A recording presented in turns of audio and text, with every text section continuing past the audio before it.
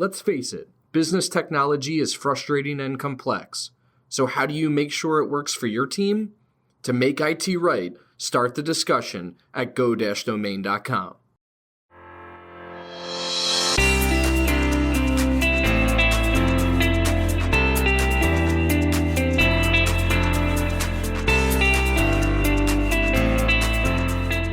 You're listening to Discussions by Domain, a podcast for business leaders. Our discussions may be with people you've probably heard of before, but the majority of our guests are in the trenches, professionals like you and I, with the same challenges and struggles of keeping up in the Northeast. They're implementing strategies, overcoming hurdles. They're leading the fastest growing businesses in our region. My name is Anthony DeGraw, Director of Partnerships at Domain Computer Services, and the host of this show. When I'm not talking with business leaders, you'll hear stories from behind the scenes of Domain and the ups and downs of our own growth journey, as we intend to take over the world. Just kidding. Well, maybe. Let's get into the show. Welcome to another episode of Discussions by Domain. I am your host, Anthony DeGraw, Director of Partnerships at Domain Computer Services and Tier 1 Technology Partners. Today, I am welcoming David Shaffer, the founder of Tier 1 Technology Partners out of Owings Mills, Maryland. Dave, welcome to the show. Thanks, Anthony. It's awesome to be able to be here with you. So today, we're kind of gonna go a different route than we typically do, where Dave is gonna share what I like to call the founder's story. So from start to where we are today in 2020. Dave's entire story. It's very interesting. I've heard pieces of it here and there, and I'm looking to really dive into this with him and get his full-blown experience in building and creating a business all the way up to where he is today on December 15th of 2020. So Dave, why don't we start with going all the way back to the beginning? And I think one of the coolest parts of your story, talk to us about the theater. So I guess we could get into detail, as much detail as we want, Anthony. We'll see where it goes. All right. So I was a psychology major in college, and I didn't want to go to grad school. I'm a night person. I worked in hospitality while going to college. And before that, I started my first job bussing tables at the age of 15 to save up gas money for my car. And I ended up in a hospitality career out of college once again, and that led me in my second position to being an assistant manager at a large dinner theater that's in between Baltimore and DC in a pretty well-known town called Columbia, Maryland. Yep. And I started there when I was 22 years old, and that would have been about 1981. And I started at the theater because I thought it was a great opportunity. It segued with my previous hospitality experience. And I was there for almost 13 years. Became the general manager after 3 or 4 years, and was there almost 13 years until I segued into IT, which is kind of part of the story. So it wasn't there a piece of the theater too where you started to tinker around with technology? When was your first, this stuff is interesting to me. So yes, what happened was, and I really do like sharing this part of the story. Personal PCs debuted, the keyboard, if you will, as an input, debuted in 1982, August of 82 to be specific. And in 1987, the ownership of the theater decided to put in a network. So a Novell network on compact 286 computers with a file server and the whole bit. About 11 nodes, as we used to call them, or still do, which means 11 workstations and a server. And they did so for the purposes of a reservation system and food ordering and things like that. That was pretty progressive, 1987, considering the debut was 82. And I was even going to say sizable too. I mean, that's not a small, it's not like one computer, right? It's not one node. That was pretty significant. and with custom written software done by some guys in Maryland who I actually stayed in touch with for a really long time. And at first the software didn't work well at all. It was a lot, we were kind of like guinea pigs. But I guess the essence of that point is, as general manager, I became kind of the default network admin, and the owner really trusted me. But once again, the essence of the point is, the minute, because I didn't have keyboard input in college. I'm dating myself, but I missed it by a couple of years, right? We had computers, but we did key punch input, right? So you couldn't input, fly into a computer, input output with a keyboard as a methodology. Of course, mice were way off. But the minute that keyboard hit my desk, and I was actually working off the file server because it was a non-dedicated server in those days. You didn't have dedicated servers. But the minute that thing hit my desk, I was in love with it. I was in love with the computer. I was in love with learning about it. I was captured completely by the whole concept of the computer system. So. And where did you take it from there?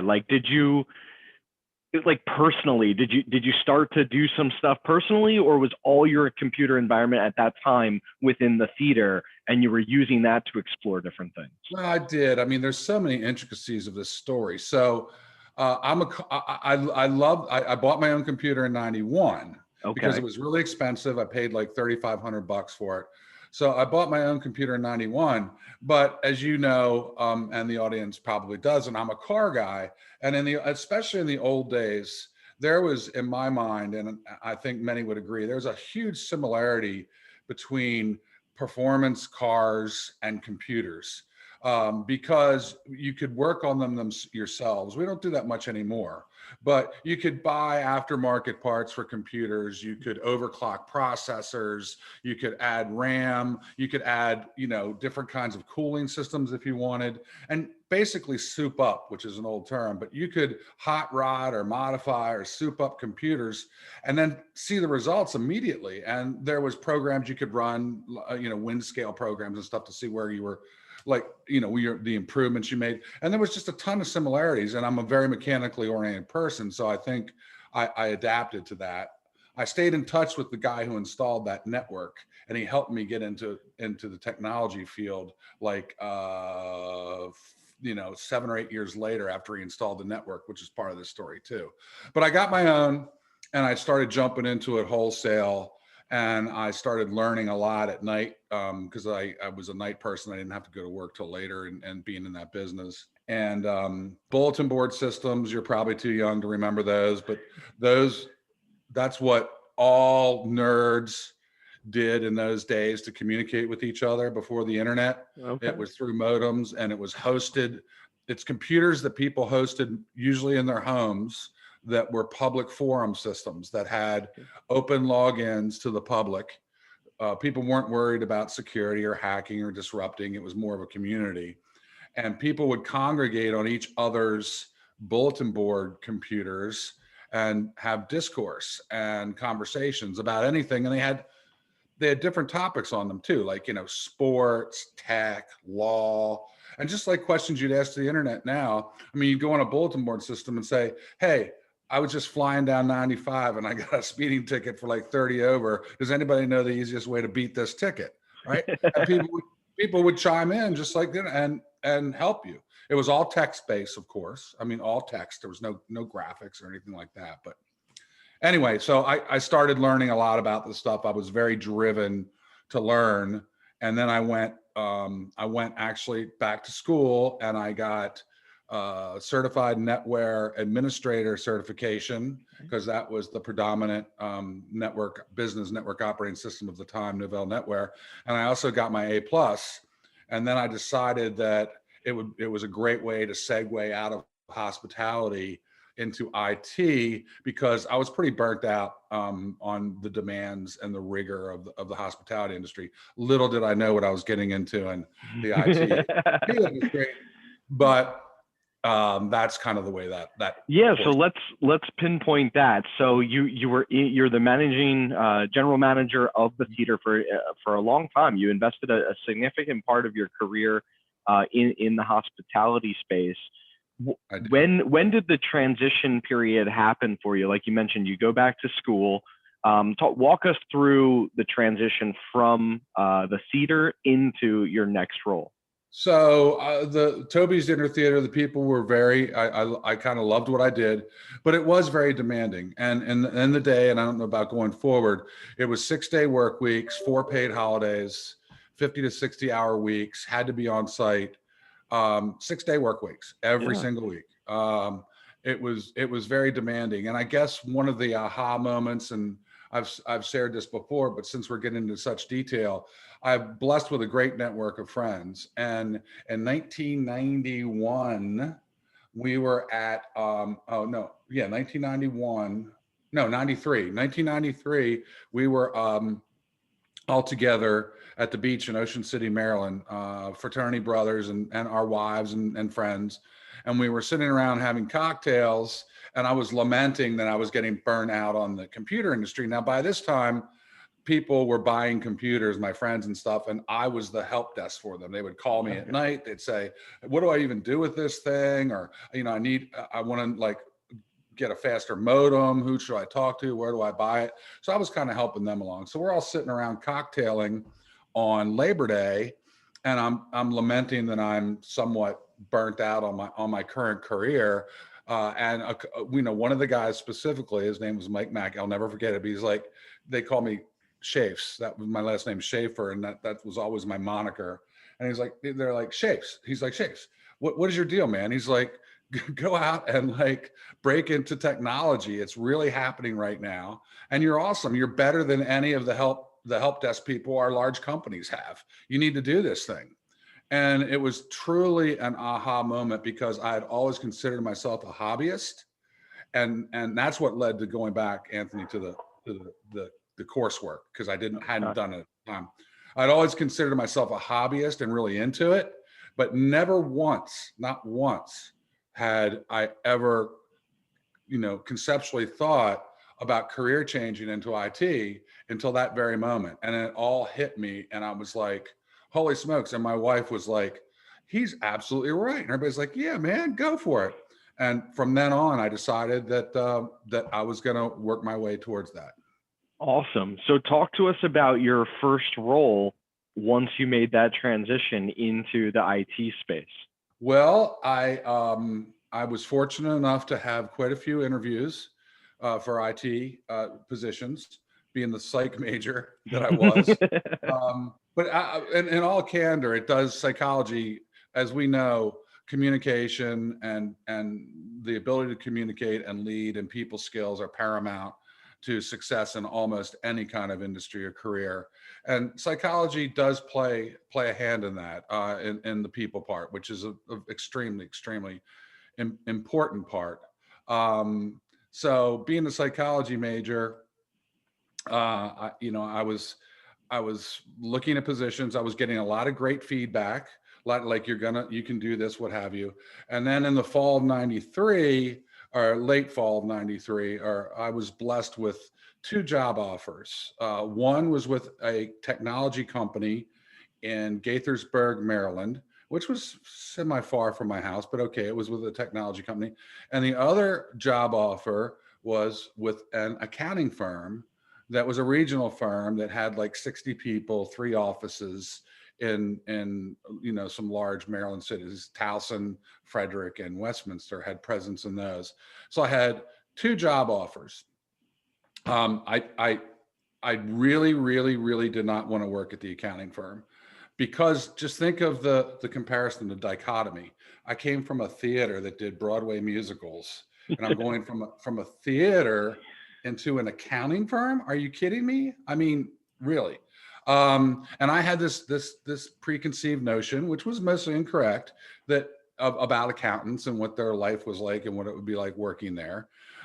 So what happened was, the IT company knew I was career changing, and smartly enough, minding their budget and how they hire, they said, look, we really like you, but you're career changing, and we told you we wouldn't be able to pay you what you said you were making, which was not a ton of money, but we're going to offer you thus and so. And it was about 25 or 30% well, probably about 25% less than what I was making. And I wasn't making a lot. So that's a substantial reduction, but I was fully prepared to do that. And that's what I wanted to do. Okay. So the accounting firm comes back to me. This is like December of 93. They come back and they hired a consultant to interview me in the whole deal because they had no IT people working in the firm and they wanted to build out their IT. And they come back and they said, so we know that your IT experience is limited to like this smaller network and stuff, but you do know how to run Novell NetWare, which we're doing here, and blah, blah, blah, blah. But what we really like about you is that you ran a multi-million-dollar operation and you know your way around a P&L and expense levels and hiring and benefits policies and all that kind of stuff. We really like your business background. And we think that being, business consultants and accountants, that's a really perfect fit for our IT manager. So we want to make you our IT manager and we want to pay you just a little bit more than you said you were making. So, because we really want you to come work here. So I went from like a 25% possible pay cut to like just a scotch more than I was already making. And that delta kind of made it a no-brainer. And I said to my wife, here's the deal. I don't really want to work here, but they're offering me a title of IT manager and they're offering this much money. So I'll stay here for a good looking period of time for my resume, 2 years, 30 months, and then I'm out of here into an IT company to build the rest of my career. And I was there for 24 years. Oh my goodness, that's amazing. So in those 24 years, different things happened. From what I understand, you obviously came in to run their IT, but then you expanded beyond that point, or at least they came to you to expand beyond that point. I'm interested in that story and also where Jim the intern fits into that piece as well. Great questions, because boy, is he a big part of the story. So, it was a busy place. I had to cover, it was 65 miles between the two big offices, and I had to cover a lot of ground, and it was very demanding, but I loved it. And to be honest with you, it was like a vacation compared to what I was doing in hospitality. I mean, I had 8 paid holidays. I had weekends mostly off. I mean, I was on call, but the computer needs back then were very, very, very small. So I was like, I didn't know what to do with myself. I mean, with the time I had and stuff like that. So it was pretty rigorous though. And they came to me, or I want to say 95. Now I started there at the very, very beginning of 94. In the middle-ish of 95, which was a year or so, they said, look, this thing's getting pretty big. You're like running all over the place. We're buying more computers. We're looking at technology as, a strategic business advantage moving forward, et cetera. I mean, we were starting to talk about things like, oh my God, email and the internet and holy smokes. And they said, we will authorize you hiring an intern like part-time to help you out. I mean, they weren't going to throw a new person at me, but they said, we'll authorize you getting an intern. And I'm like, well, that's great, because I could really use 25, 30 hours a week, what have you. So I back in the day, what you did was you actually could call the career departments in colleges and universities, and you could send them like a Word document or a Word Perfect document probably, and they would take that and they would pin that up on a job board in their career center, and students would come by and look at those things, right? No internet, no job postings like that. So I had a couple interviews for interns, and then in August of that year, which would be 1995, this young lad comes walking in, Jim Karras, as we well know, who's part of our company. He comes walking in at like, I don't know, he was pretty shiny, 21 years of age or something like that. And candidly, we joke about it. You probably heard us say this. He was a computer information systems major, which was great. But he was basically just looking for beer money. He had roommates in an apartment with pizza boxes, and the whole 9 yards. And he he was looking for beer money. So he came in and we hit it off. We hit it off pretty much right away. I really liked him. Vice versa. I mean, he's all often said, "Wow, you were really easy to talk to." It was, it was just a really, really amazing thing, and it led to a great employer-employee relationship, which was top notch, and then actually into a partnership type of arrangement.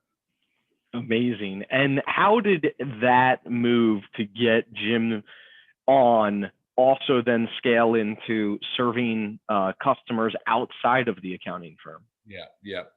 Uh, what great way to lead the conversation, seriously, because it all ties in together. So in that period of time, we're talking about the very late part of the last century, like 99, 98.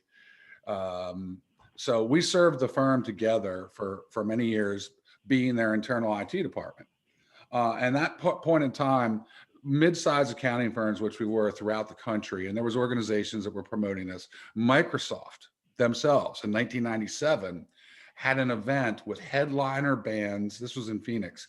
Headliner bands, entertainment as you wouldn't believe. The most incredible 3-day conference called the Partners Conference. I still have the shirt, and I went to that. Wow. And what Microsoft did, the reason Microsoft did that, where they were encouraging accounting firm partners to get involved with IT in some manner. Why? Because people consider their CPAs as their number one trusted advisor, more so than their banker or their lawyer. But this is, Microsoft's not dumb. And Yeah. they were hearing all this, that CPAs are the people that businesses really listen to. And they're like, okay, well, CPAs can influence technology. Better yet, they can do some of it themselves, especially with our Navision and our accounting products.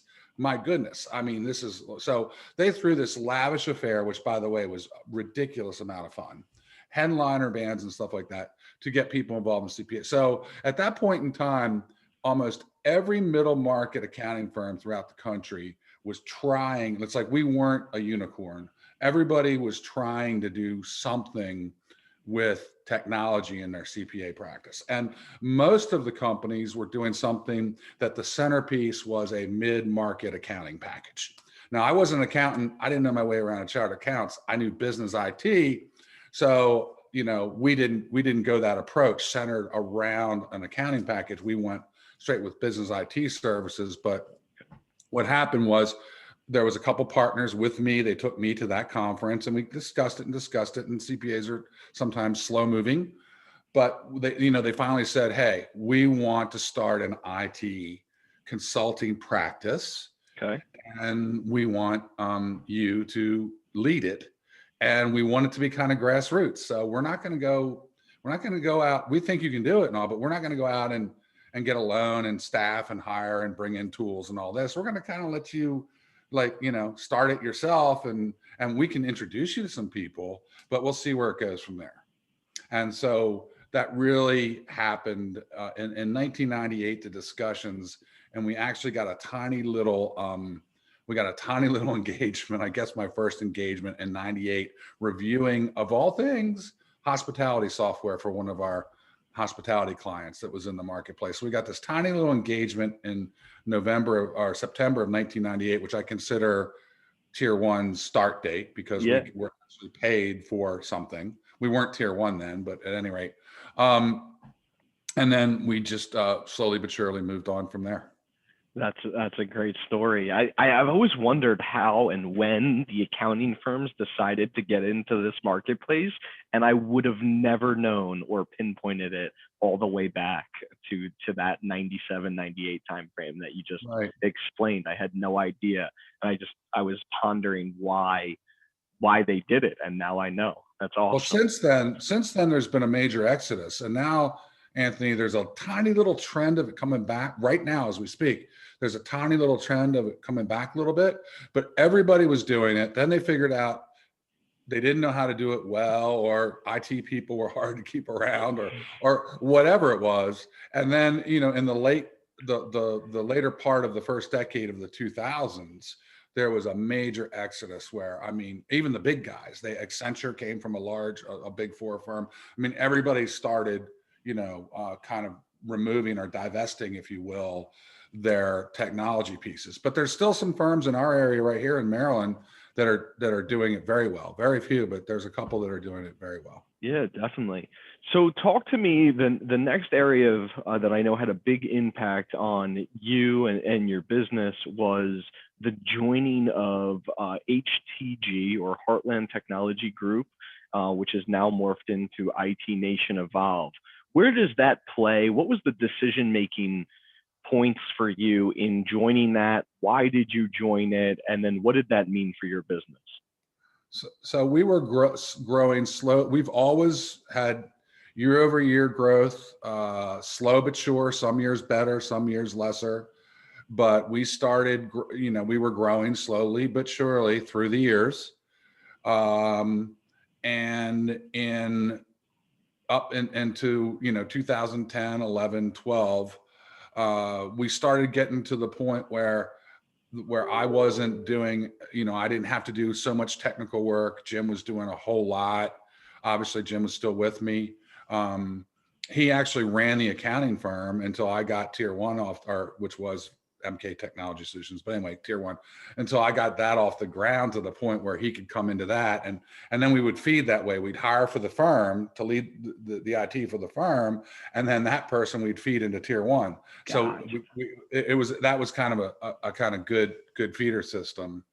But yeah, as far as HTG goes and Arlen Sorensen, we had started going to conferences, and we saw people wearing HTG shirts, and we learned about kind of what it was and peer groups. And I'll never forget, I don't know if it was IT Nation or where Jim and I were at, and HTG of course had a vendor booth there, and they were talking to people, and I don't know who it was we talked to, but we were talking to them. They're saying, yeah, we've got these peer groups. We meet, we help each other solve problems.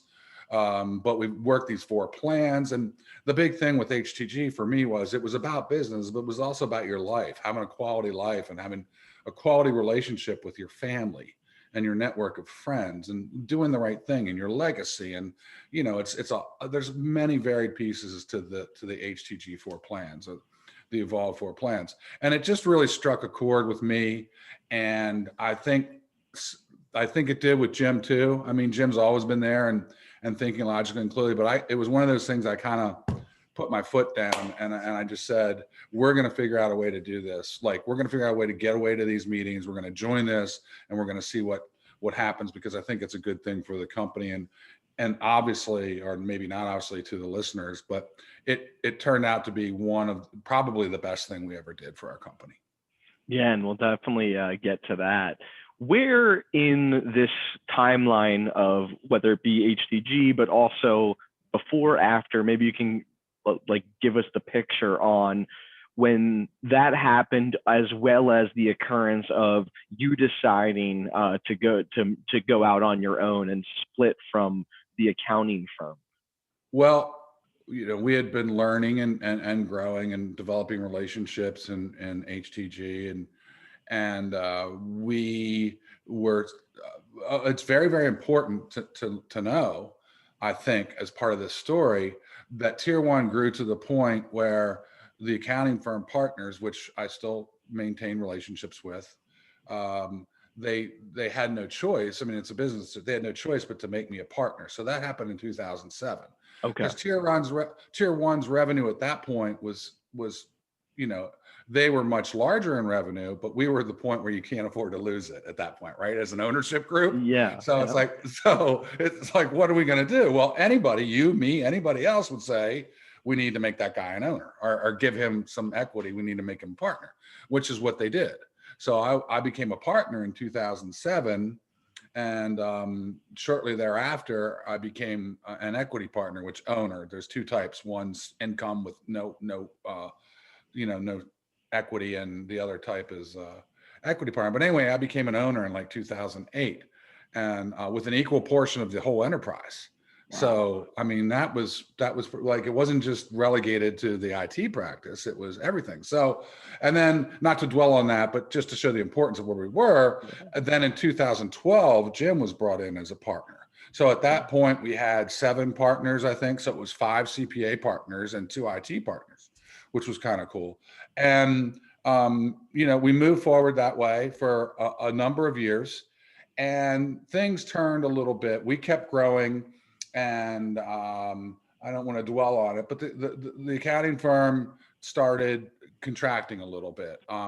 Their business, their revenue started contracting some while we were still growing.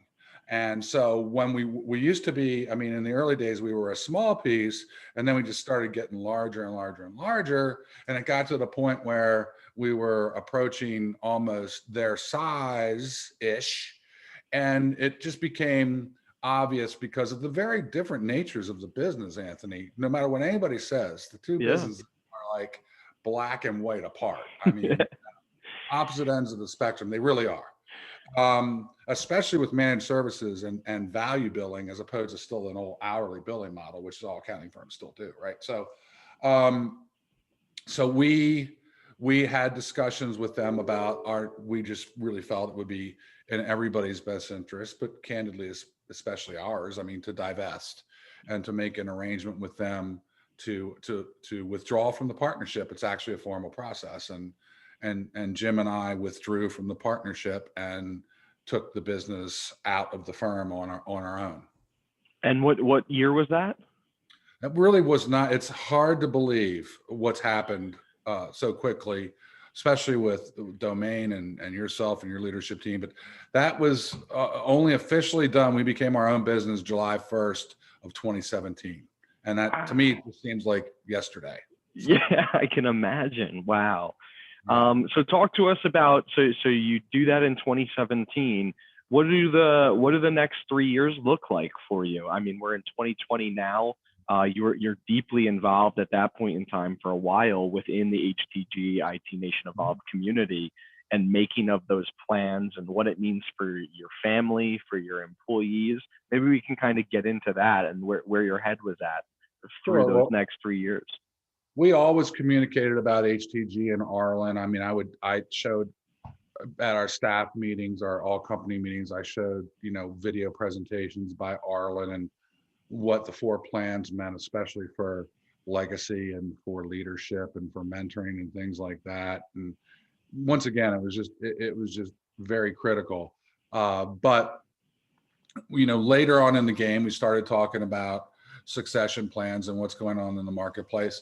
But really, a ginormous factor is when we left the firm for one reason or another. And I don't need to dwell on it, but we had growth like never before. So we always had good growth, but the first year we left the firm, we grew 23%. Then the Wow. second year we left the firm, we grew like 19%. Then the third year we grew like 14%. So we almost doubled in revenue, almost in the 3 years. I mean, we went to one point in like 18 years, and then in 3 years we almost doubled in size. Wow. So that was a very good thing. And we also learned through Evolve and also had some great best practices in house, but how to run, I think, a well-run, profitable, caring, culturally sensitive MSP, if you will, our IT services, business IT services company. So we were blessed of being, a top performer in HTG, and then we ran into we were exposed, which I know you're interested in as part of the conversation. We were exposed to many very different kinds of businesses with the many, many businesses that were involved in HTG/Evolve.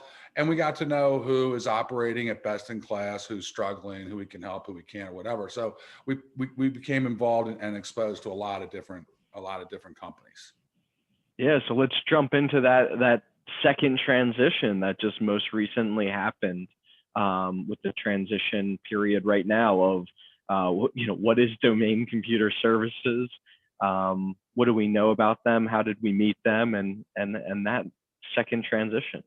So Rashad Bajwa decided that he was going to take a leap of faith and join the HTG community back in 2012.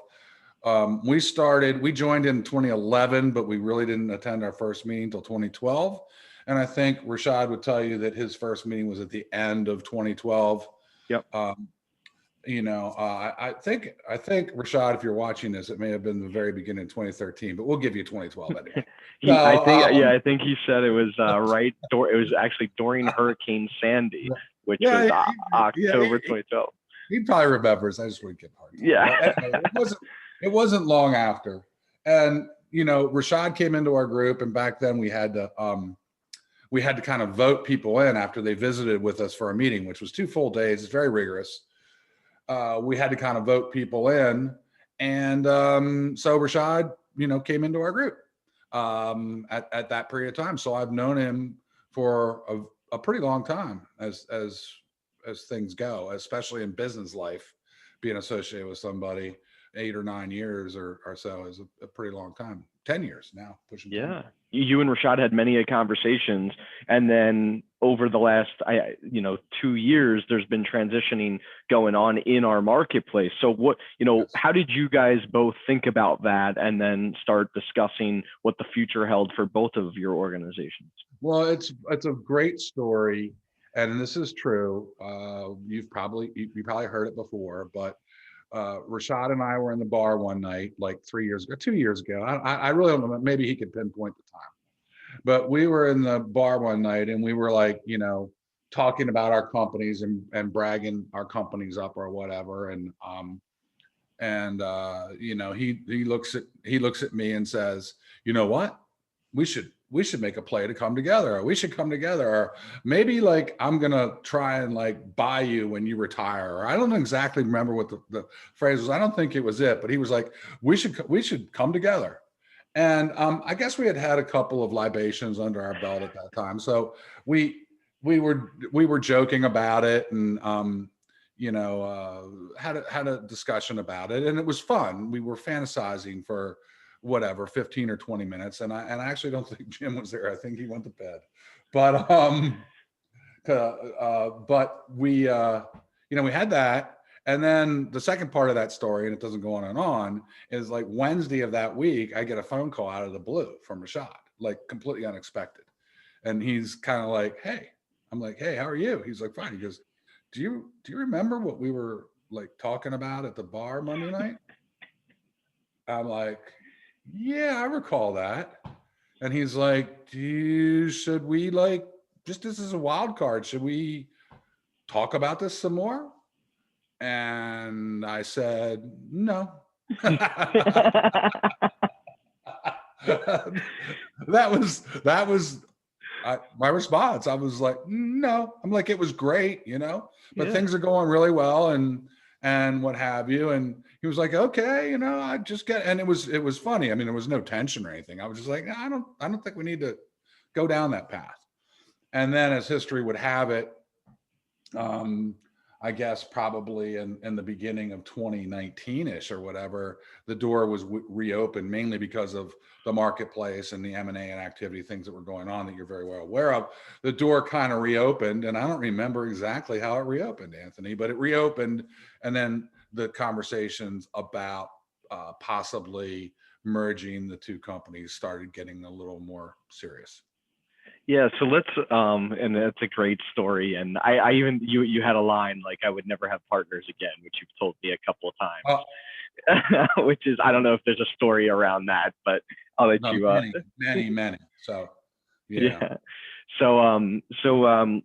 We'll take a pause there, and I kind of want to get more towards the family impact that the business Tier One has meant to you and your family, as well as the impact it's had on you and your relationships with your employees, and the growth you've had and the career paths you've given them. I'm going to let you take a shot at either one of those, whichever way you want to go. Sure. That really comes back into HTG Evolve, who really, really emphasizes the fact that business and money and all that is great, but if you're deficient in your relationships and how fulfilled you are with your relationships with your significant others and children and friends and community, you're right, community, helping them, and just kind of like the go-giver thing, right? Yeah, I'm a huge proponent of Bob Berg's book, The Go-Giver, but that whole concept of giving and being fulfilled through giving and what have you. Some people may think, and when you first hear it, or in our company, we had people read The Go-Giver, and there was some eye rolls here and there. But when you really think about it and what it means, it's really the way to a fulfilling life, at least in my eyes, without preaching. And so we were introduced to all those conceptual notions through 4 plans and through Evolve and HTG. So my wife noticed some things right away about our relationship and some things I had done. I don't know that my kids would really say anything about noticing anything, but Yeah. it did have a big impact on wanting to we have a spouse scorecard in Evolve and HTG, how your relationship is and how you're doing with your family, and we've supported people on those lines. So it really did emphasize that, which was really good for my heart and soul.